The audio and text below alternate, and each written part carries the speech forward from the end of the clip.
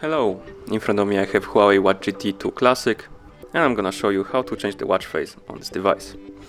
Let's start by pressing the upper button to wake up the screen, and then press and hold on the middle of the screen to open the watch face menu, like that.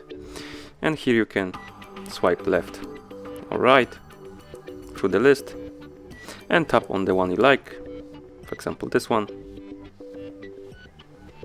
to select it. You can also customize some of them. They have like this settings icon below them.